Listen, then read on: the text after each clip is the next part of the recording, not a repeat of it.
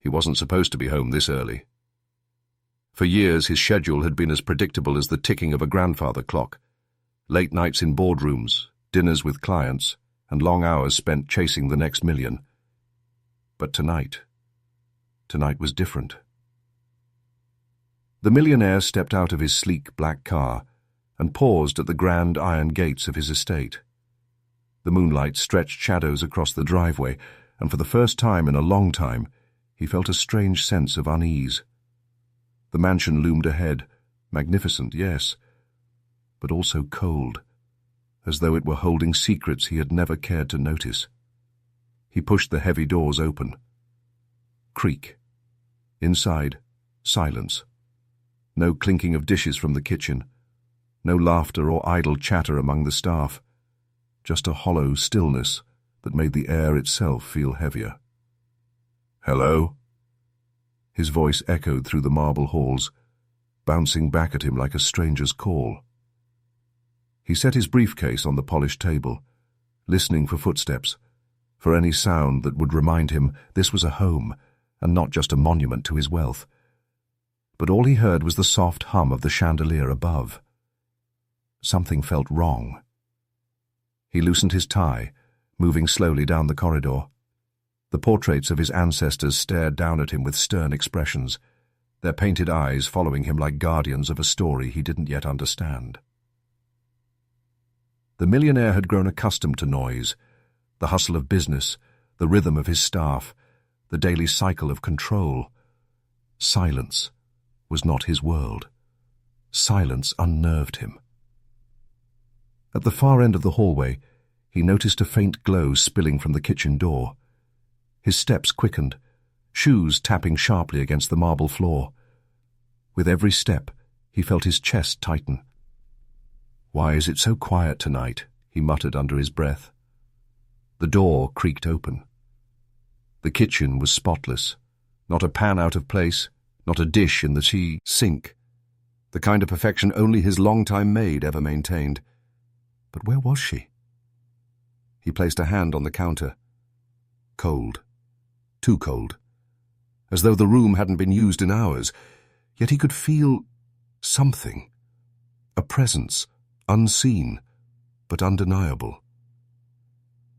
"Margaret?" His voice softened, calling her name like a question rather than a command. No answer. He turned, peering into the dim hallway behind him. The shadows seemed deeper, darker. The silence pressed against his ears until it almost roared, and then, faintly, he heard it. The shuffle of feet. Somewhere distant, hidden within the mansion's endless rooms. It wasn't loud, not enough for anyone else to notice, but for a man suddenly aware of every breath, it was unmistakable. The millionaire froze. His instincts told him to follow. What was his maid doing at this hour? And why did it feel like she didn't want to be seen? He drew a long breath, steadied himself, and stepped back into the corridor. His heart beat faster with each footfall as he moved toward the sound. He didn't know it yet, but what he was about to discover in the silence of his own mansion would pierce his soul deeper than any business loss ever could.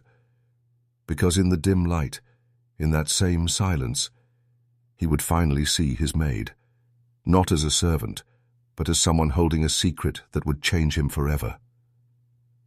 He wasn't imagining it. That sound, those faint shuffles, were real. And when he turned the corner into the dim corridor, there she was.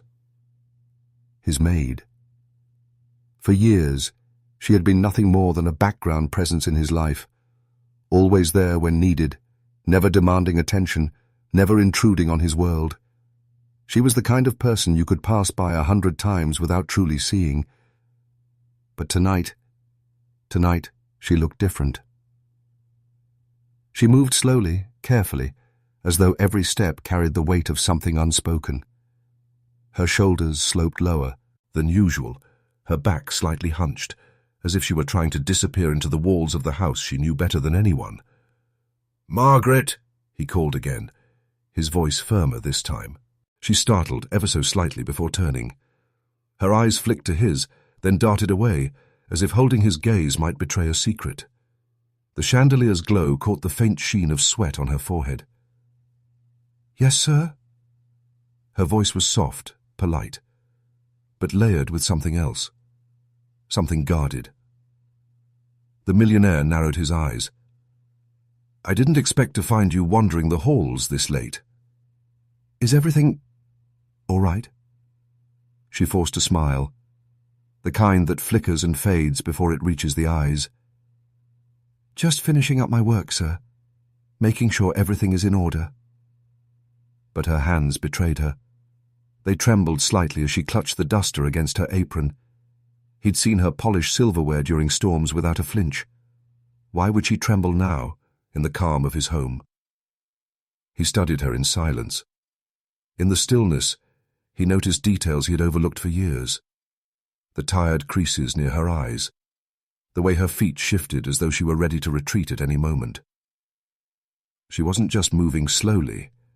She was moving cautiously, like someone protecting something precious. "You've worked here a long time," he said, almost to himself. "Yes, sir." She nodded, eyes still downcast. "And yet, I've never seen you like this." That sentence hung in the air, heavy, sharp. She inhaled but said nothing. Her silence spoke louder than words. The millionaire's mind began to race. Was she hiding something? Was someone else in the house? Or was it something more personal, something she carried within herself that she never dared to share?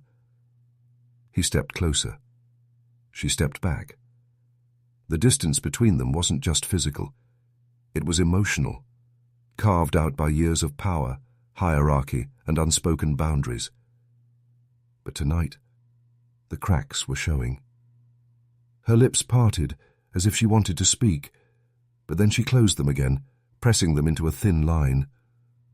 Her eyes remained glued to the ground, refusing to meet his.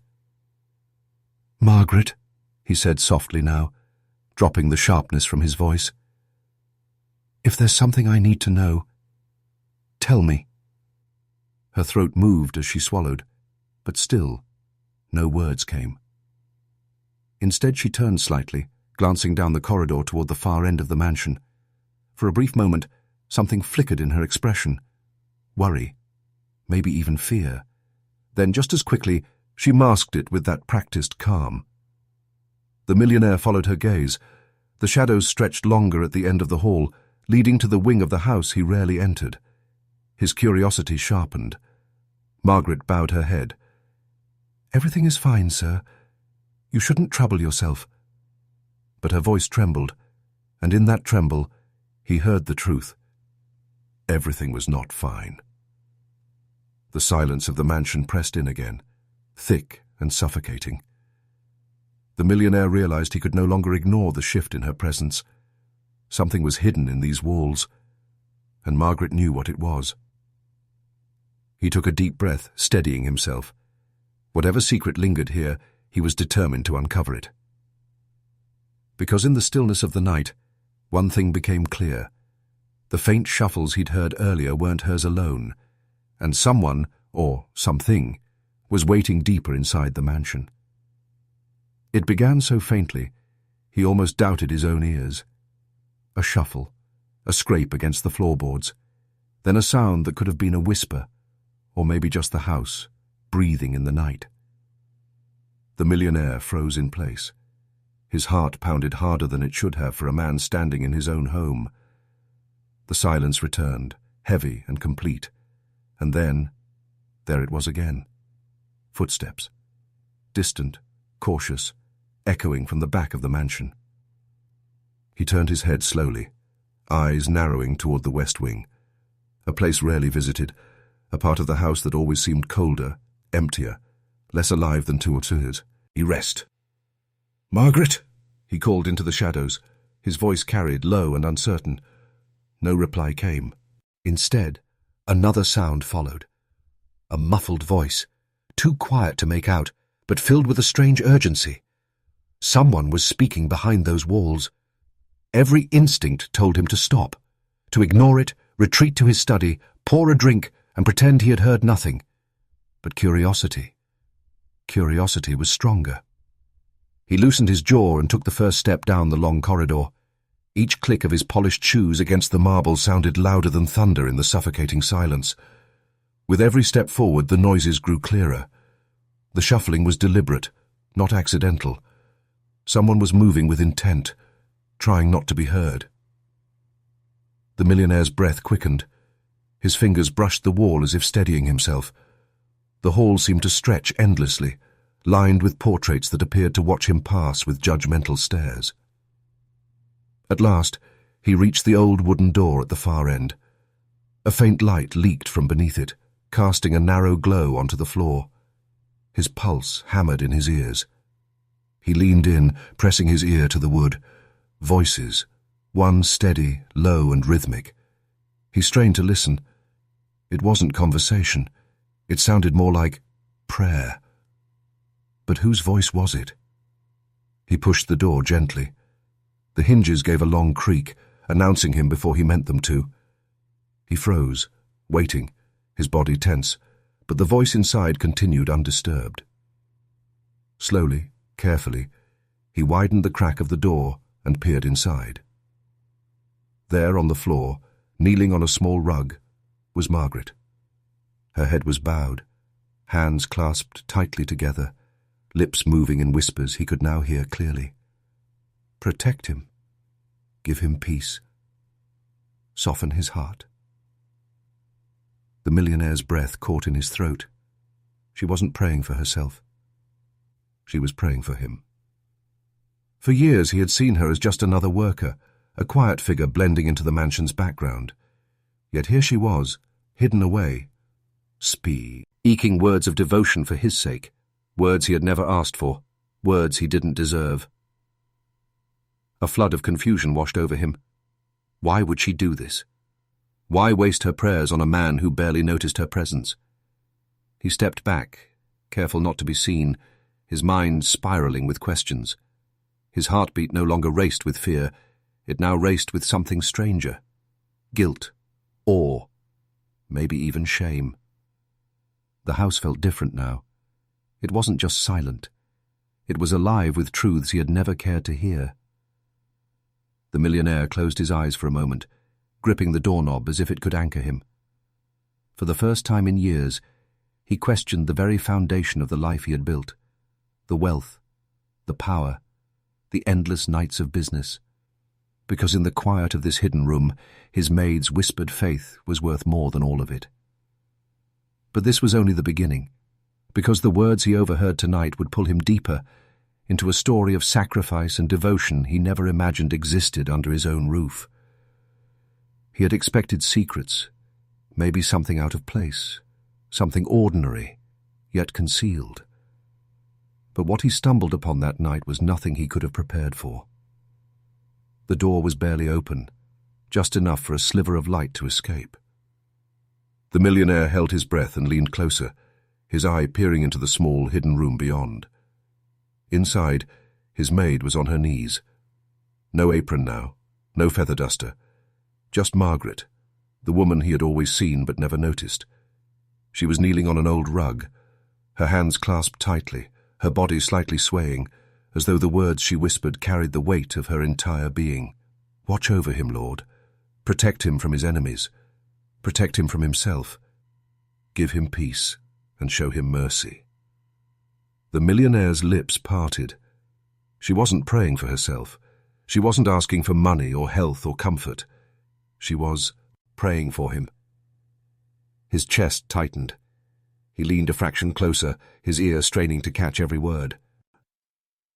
He carries so much burden, and he doesn't even see it. He thinks his wealth will keep him safe, but his soul is tired, Lord. Please, don't let him lose himself.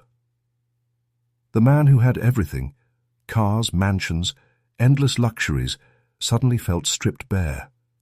Each word she whispered peeled back layers of arrogance he didn't even know he wore. Margaret's voice trembled, but it wasn't weakness.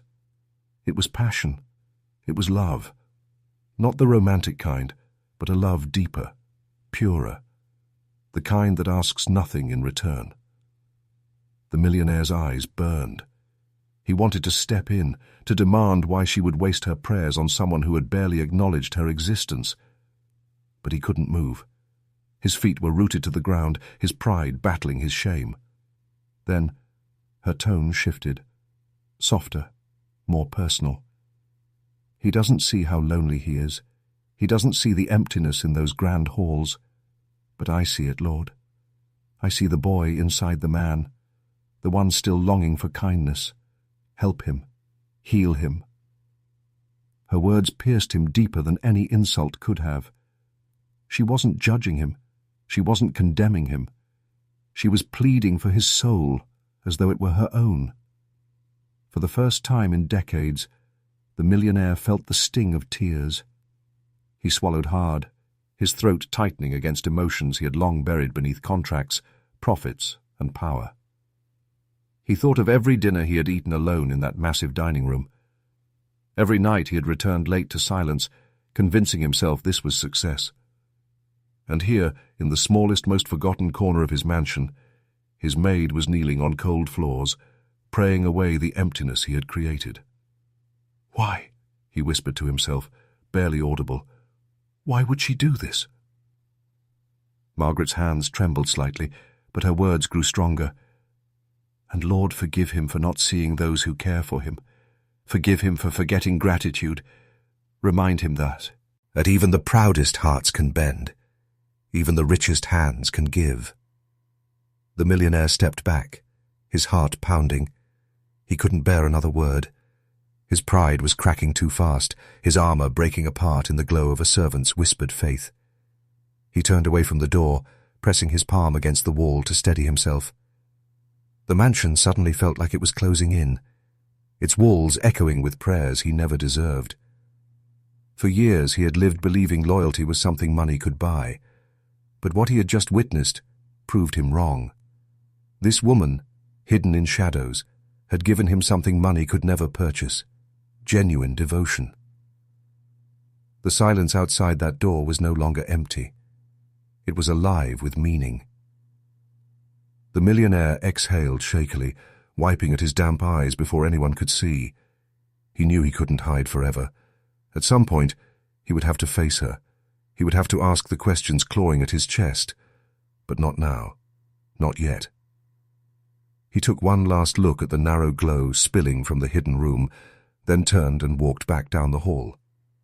His footsteps echoed against the marble, no longer the confident strides of a powerful man, but the hesitant steps of someone shaken to his core. And as he walked, the mansion itself seemed to whisper back at him, dragging forward memories long buried, reminders of moments with Margaret he had ignored, hints of her quiet sacrifices, memories he would finally be forced to confront. He walked away from the hidden room, but the sound of her whispered prayers clung to him like a haunting melody. The mansion was quiet again, yet his mind was anything but. Every step down that long marble corridor seemed to stir something inside him, memories he had long buried, moments he had dismissed as insignificant. For the first time in years, he began to remember. He remembered the winter his mother had passed, away. The house had been filled with guests offering condolences, yet he had felt utterly alone. And there, in the corner of the room, had been Margaret, silent, steady, holding a tray of tea he never drank. But when everyone left, and the silence became unbearable, she had been the one who quietly placed a blanket over his shoulders. He had brushed it off at the time, too proud to accept comfort. Now, that small act replayed in his mind with piercing clarity. He swallowed hard, his throat dry. Then, another memory came. The night his father's business nearly collapsed. He had been just a boy, old enough to sense panic, but too young to understand the numbers. He remembered wandering through the mansion, hearing hushed arguments and slammed doors. And who had he run into? Margaret. She had knelt down to his level, placed a firm hand on his trembling shoulder and whispered, "Don't be afraid. "You're going to be all right." At the time, he hadn't thought much of it. Now, as a man drowning in success, yet empty inside, those words echoed louder than ever. The millionaire stopped in the middle of the hall, pressing a hand against the wall for support. His chest tightened, not with fear, but with guilt. How many times had she been there? Through storms, through loss, through triumphs. Always present, always steady, yet always invisible to him. He had seen her every day, and never once asked her who she was beyond her duties. What dreams had she once carried? What sacrifices had she made to stay in this house? He didn't know. He had never cared enough to ask. The realization struck him like a blow. He had lived surrounded by wealth, yet blind to the riches of the human soul right beside him. His mind flooded with flashes. Margaret patching up his jacket without being asked, standing in the back during his birthdays, clapping quietly as the guests cheered. Her voice, always respectful, never raised. Her footsteps, always careful, never intrusive. And yet, in the quietest of ways, she had been the only constant in his life. The millionaire clenched his jaw. For years he had credited his success to his own determination, his own brilliance. But how much of it had been made possible because someone like Margaret carried the unseen weight of his household? He whispered into the empty hall, his voice cracking. "I never even thanked her. Not once." The chandelier above flickered slightly, as if the mansion itself was echoing his guilt. For the first time, he felt smaller than his wealth, weaker than his power. Gratitude and shame twisted together in his chest, leaving him unsettled and humbled. He took a deep breath, his eyes stinging. He wasn't ready to face her yet, but he knew he couldn't keep running from the truth. Margaret wasn't just a maid. She was the silent witness to his entire life and the quiet guardian of his soul. As he walked toward his study, his footsteps slower now, one thought refused to leave him. He had spent years building walls of wealth, but maybe, just maybe, she had been the one holding them up all along. And soon he would have no choice but to confront her, not with anger but with questions that would strip away his pride and reveal a truth he had never dared to face. He couldn't stay in the shadows forever. The weight of her whispered prayers gnawed at him until the silence of the mansion became unbearable. His pride told him to walk away, to bury what he had seen, but something deeper, something fragile, urged him forward. With a sharp inhale, he pushed open the door. The hinges groaned, and Margaret gasped.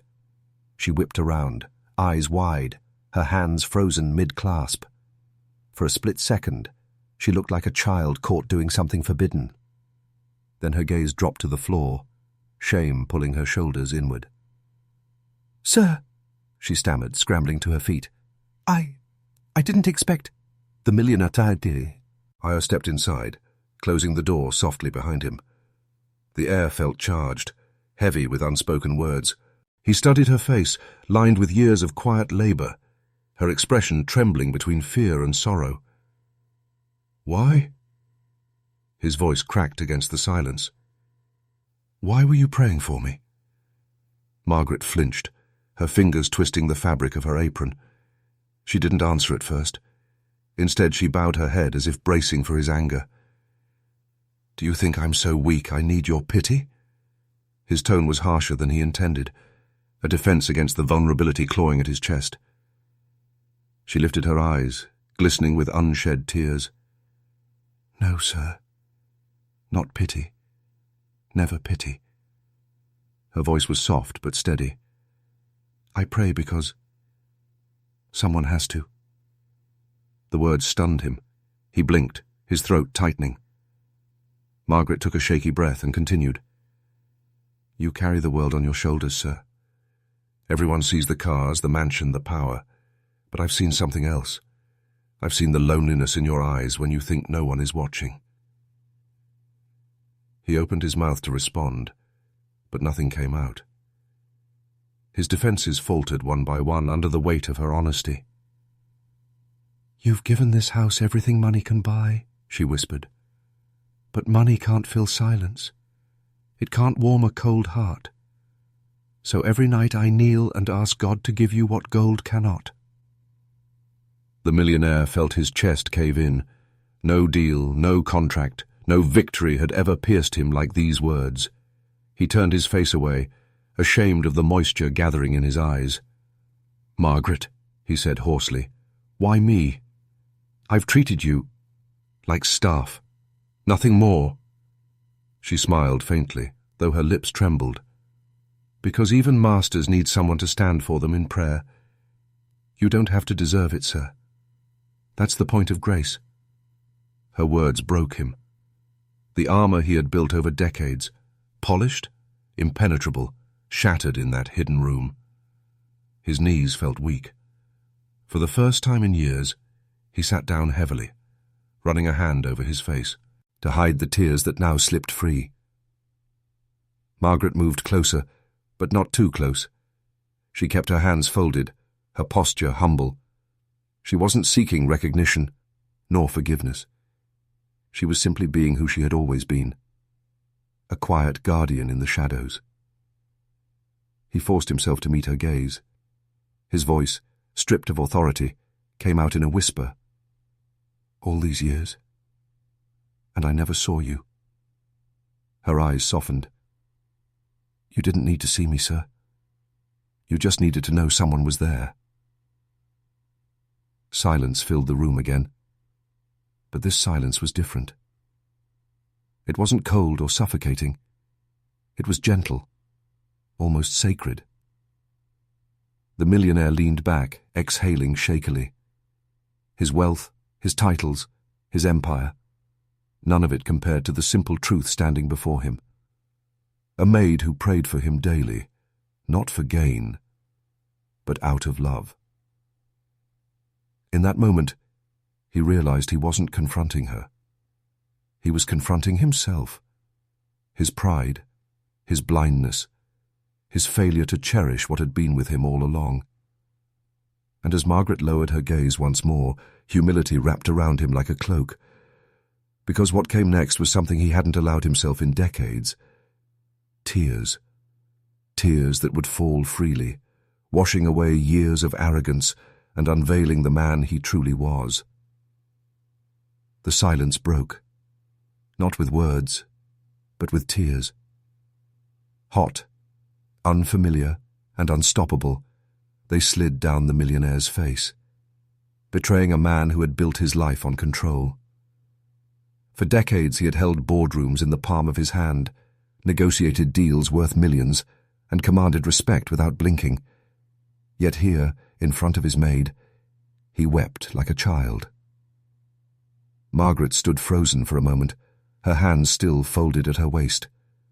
She had seen him angry, seen him triumphant, seen him silent. But this vulnerability, she had never witnessed before. He pressed his palms to his eyes, his voice breaking between sobs. Why would you do this for me? After everything? After the way I've ignored you all these years?" Margaret's voice was calm, steady, like a gentle hand resting on a wound. "Because, sir, you are more than what the world sees. You're not just wealth and power. You are a soul, and souls need saving." Her words pierced him. He let out a ragged breath, his body trembling under the weight of truths he had avoided for so long. "You don't understand," he muttered, shaking his head. "All my life I thought if I just worked harder, earned more, built higher walls, I'd be untouchable. But inside, I've been hollow." Margaret's gaze softened. "That's why I prayed. Because walls built with money can't keep out emptiness, and power can't silence loneliness." The millionaire lowered his hands, revealing eyes red and swollen. He stared at her, almost in disbelief. "You've been watching me all this time?" "Yes," she nodded. "Not as a servant, but as someone who cares. You were too blind to see it, but loneliness leaves marks. I saw them every day, sir, and I refuse to let you drown in it without someone standing in the gap." Her quiet conviction undid him further. He leaned forward, elbows on his knees, burying his face in his hands once more. The sobs came harder now, decades of buried grief breaking free like a dam collapsing. Margaret didn't move to comfort him physically. She didn't touch him, didn't intrude. She simply stood there, her presence enough, her patience steady. Between gasps, he whispered, "I don't deserve this. I don't deserve your prayers." She took a small step closer, her voice firm yet tender. "Grace isn't about deserving, sir. Grace is a gift, and you've needed it for a long time." Those words, simple, profound, shattered the last pieces of his pride. He let the tears flow freely, no longer fighting them. For the first time in years, he felt human. Not a machine of profit, not a figure of prestige, but a man, broken, desperate, and humbled. Minutes passed like hours. The room, dimly lit, felt transformed, no longer a hidden corner of a mansion, but a sacred space where truth finally had a voice. When his sobs slowed, he looked up at her again. His face was streaked with tears, but there was a softness in his eyes, a rawness that hadn't been there before. "Margaret," he whispered, "you've shown me more tonight than I've learned in all my years chasing wealth." She smiled gently, though her eyes shimmered. "Then perhaps, sir, tonight wealth has finally done its job. It brought you here, to a moment money could never buy." The words sank into him like seeds, planting something new where arrogance once ruled. Gratitude, humility, a fragile but undeniable hope. He stood slowly, his body heavy, but his heart strangely lighter. His voice steadied as he said, "I've spent my life building empires, but what you've given me tonight is worth more than all of it combined." Margaret lowered her gaze, whispering, "Then let it not be wasted." He nodded, a fresh tear escaping down his cheek. "No, it won't." For the first time, he allowed himself to imagine a life beyond endless accumulation, a life where wealth was not the measure of worth, but love, humility, and gratitude were. The tears had broken him, yes, but they had also begun to rebuild him. And as the last of his sobs quieted, he realized he wasn't the only one with a story. Margaret carried her own, one of pain, loss, and strength, a story that once revealed would change him even more. The room was still heavy with his tears, but now her voice rose, low and steady, like the opening of a long-hidden book. "Sir," Margaret began, her hands folded tightly together, "you wonder why I pray for you? But perhaps, to understand, you must first know my story." The millionaire lifted his head, eyes swollen from crying, yet focused on her with a fragile attentiveness he had never given before. For the first time, he wanted to listen. Margaret inhaled deeply, her gaze drifting to the floor, as if pulling words from memories carved deep in her soul. "I was not always here, polishing your marble floors and keeping your house in order. Before this mansion, there was only struggle." Her tone carried him into her past. He could almost see it. Dusty roads, cracked walls, a small wooden shack holding too many people and too few blessings. "I grew up with nothing," she continued. "My father worked his hands raw in the fields, yet food was scarce. My mother, she was the strongest woman I knew, but sickness doesn't care about strength. She was gone before I turned 12. The millionaire's chest tightened. Margaret had been by his side for decades, Yet he had never asked about her beginnings. Her eyes glistened, but she did not falter. I raised my younger brothers and sisters until life took them too. One by one, hardship carried them away. Poverty doesn't just take meals, it takes futures. Her voice cracked, and she paused, steadying herself. When I came here, sir, I carried nothing but grief. But I also carried a choice: bitterness or dignity. I chose dignity. I chose to serve, not because I was less, but because service, done with love, has its own kind of honor. The millionaire felt a lump in his throat. He whispered, "Margaret, I never knew." She offered a faint smile, weary but proud. "Of course not. You never asked." The words landed like a quiet strike. He had been surrounded by her loyalty, her quiet strength, and yet had remained blind. Margaret's gaze lifted now, meeting his. "Do you know why I pray for you?" "Because I recognized something in your eyes. The same emptiness I once carried. Different walls, different life, but the same loneliness. I couldn't save my family. I couldn't heal my mother. But I could stand here, in your shadow, and fight for you in the only way I knew how, through prayer." Her honesty cut him deeper than any insult could. She had carried burdens heavier than he could imagine, yet chose compassion instead of resentment. You saw me when I didn't even see myself," he murmured, his voice trembling. "Yes," she said softly. "You wear fine suits, but beneath them you are tired. You host grand parties, but you sit alone in silence when they end. You built walls of stone, sir, but your heart was breaking. How could I not pray for that?" The room fell into silence again. But this silence was not empty. It was charged, alive, echoing with truth. The millionaire pressed a hand to his chest, feeling the weight of her words. "All these years, I thought loyalty was paid for, bought with wages and comfort. But what you've given me, it can't be bought." Margaret nodded gently. "Loyalty is not for sale. Love is not a transaction, and prayer is not a duty. It's a gift." Her words lingered in the air, heavy yet liberating. He leaned back, staring at the ceiling as if searching for answers.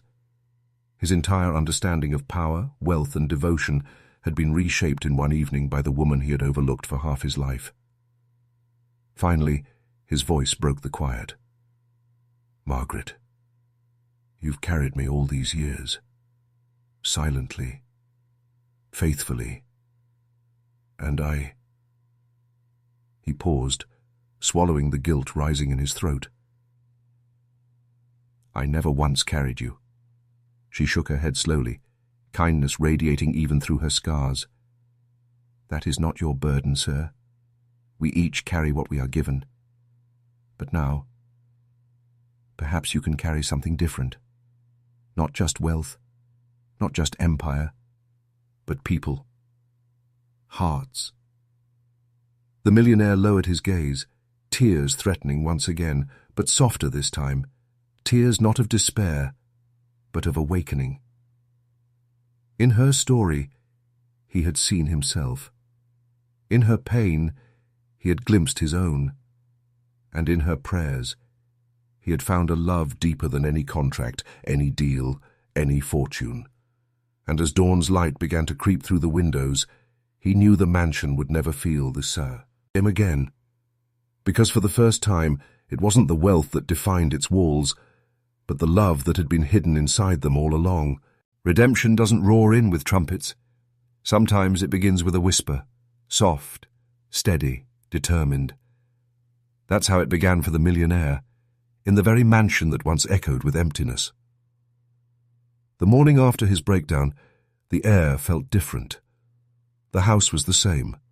Grand halls, polished chandeliers and endless rooms. But his heart had shifted. He stood in the center of the marble foyer, gazing up at the sweeping staircase, and for the first time he didn't see a monument to wealth. He saw a hollow shell waiting to be filled with meaning. Margaret appeared at her usual hour, quietly carrying her cleaning supplies. Her movements were practiced, disciplined, humble.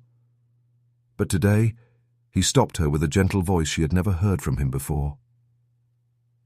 "Margaret," he said, his tone almost breaking, "you've carried this house, and me, for too long without recognition. That ends today." She froze, startled. "Sir?" He walked toward her, each step heavy with sincerity. "From this moment, you are no longer just the one who serves. You are family here. My family." Her eyes widened, tears welling instantly. "Sir, He shook his head, interrupting softly. "No more, sir. Call me by my name. I owe you that much. And so much more." The words left her trembling. For decades she had been invisible within these walls, her presence acknowledged only by the tasks she completed. Now her dignity was being restored, not as a servant, but as a woman of worth. The change didn't stop with words. That very week he restructured the entire household. No longer was Margaret relegated to the shadows. She had her own quarters, comfortable and spacious, filled with light. He ensured her salary was multiplied, her future secured. But beyond the tangible, it was the way he saw her that mattered most. At dinners, she was invited to sit, not serve. In conversations, he listened, truly listened, to her wisdom, her perspective, her heart. And slowly, the mansion transformed. The staff noticed it first. The tension in the halls eased, replaced by laughter, by warmth. Meals became shared moments instead of silent routines. The house, once a fortress of isolation, began to breathe like a home.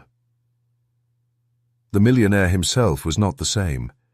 He spent less time in boardrooms and more time in the garden, where Margaret often sat in the afternoons. He found himself asking her questions he had never considered before. "What kept you going all those years?" he asked one evening as the sun painted the sky in hues of gold. She smiled faintly. "Hope, sir," she caught herself. "Hope, James. Hope that tomorrow could be better, even if today was heavy." Her correction made him smile. James. It had been years since anyone in this house had called him by name. It grounded him, reminded him of the man he used to be before the world demanded he become untouchable. He began opening his doors not just to wealth and power, but to people in need. The mansion became a place of generosity. Dinners for the poor, scholarships for children from broken homes. Margaret's story inspired him to see the invisible, to honor those the world ignored. One night, as the two of them walked through the grand hallway, James paused, placing a hand on the banister. "Margaret," he whispered, "do you realize what you've done? You saved me. From myself." She lowered her eyes, her voice soft. "No, James. I only prayed. You chose to listen." And he knew she was right. Her prayers had been the seed, but redemption required action. It required humility. It required change. The walls of the mansion, once cold and unyielding, now seemed to hum with life. Portraits on the walls were no longer symbols of status. They became reminders of responsibility. Every echo of footsteps carried a new rhythm. Ove, gratitude, humanity. James stood at his office window one evening, looking out at the estate. His reflection stared back at him, but it was not the man of steel he once projected. One night, as the two of them walked through the grand hallway, James paused, placing a hand on the banister. "Margaret," he whispered, "do you realize what you've done? You saved me from myself." She lowered her eyes, her voice soft. "No, James. I only prayed. You chose to listen." And he knew she was right. Her prayers had been the seed, but redemption required action. It required humility. It required change. The walls of the mansion, once cold and unyielding, now seemed to hum with life. Portraits on the walls were no longer symbols of status. They became reminders of responsibility. Every echo of footsteps carried a new rhythm: love, gratitude, humanity. James stood at his office window one evening, looking out at the estate. His reflection stared back at him, but it was not the man of steel he once projected. It was a man reborn, softened, and finally free. Behind him, Margaret entered quietly, carrying nothing this time. No trays, no tools, just her presence. He turned and smiled. "Home feels different now, doesn't it?" She nodded, tears shimmering. "Yes, it finally feels alive." And as the mansion pulsed with new life, James began to realize redemption was not the end of his journey.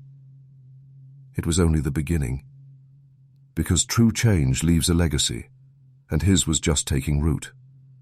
True wealth, he would one day realize, was never locked away in vaults or measured in the digits of a bank account. It was carried in whispers, in prayers, in quiet acts unseen by the world. And it was Margaret, his maid, who taught him that lesson. James walked the corridors of his mansion, the same halls he had once paced in solitude. Yet they no longer felt cold or hollow. Each painting, each gilded frame, each marble column seemed to reflect a different truth now. He wasn't walking through a house of stone. He was walking through memories. Memories of his breakdown, of her prayers, of the way his tears finally cleansed a heart long burdened by pride. Margaret trailed a few steps behind, as she often did, though not with the silent servitude of before. Now, she walked with dignity, as a presence he acknowledged, as someone who mattered. He stopped by the great window overlooking the gardens, turning slightly toward her. "You know, Margaret," he said, his voice low but thoughtful, "I used to look out here and see only property, acres and investments. But today, I see something else. I see life. Birds, trees, flowers I never noticed before. How did I miss it all this time?" She smiled softly, her eyes kind. "Because, James, sometimes the richest man in the world can be the poorest in sight. Wealth has a way of blinding, if you let it." He nodded, her words cutting straight to the truth. "And you saw all along. You carried faith in a house that had no warmth. You were richer than I ever was." She looked down for a moment, humility shaping every line on her face. "Rich? No, sir, James. I wasn't rich. I was just holding on to what I had left. Hope." That word lingered in the air. Hope. He felt it settle into his chest, heavy, yet liberating. Days turned into weeks, and the mansion itself began to transform. Where once the staff walked with bowed heads and hushed voices, laughter now drifted through the corridors. Margaret's presence had become the heart of the home, and James found himself listening more, learning more. At dinner he raised a toast, not to his own success, but to her. This house was once empty, even when filled with gold, but Margaret's kindness filled it with something money could never buy. Love. The staff erupted in applause, many with tears shimmering in their eyes. Margaret lowered her head, overwhelmed, but James caught her gaze and held it with gratitude. For once, recognition found her. Later that evening, as the fire crackled in the grand fireplace, James sat across from her in the drawing room. It was a scene that once would have been unthinkable. A millionaire and his maid, not separated by roles, but united by humanity.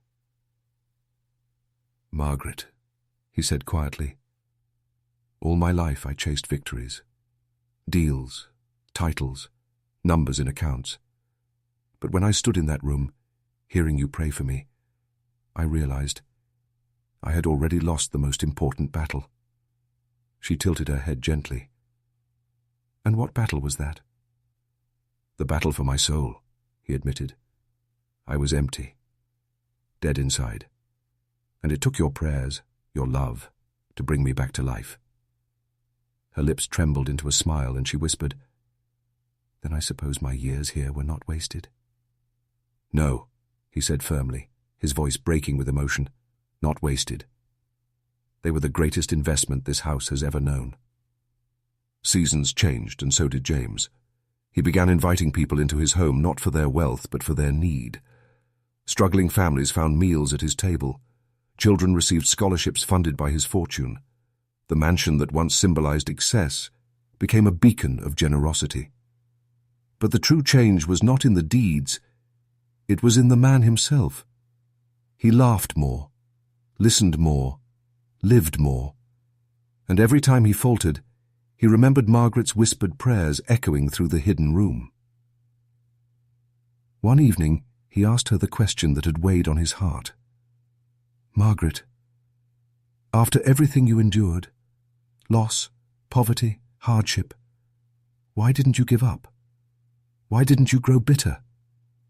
Her answer was simple, yet profound.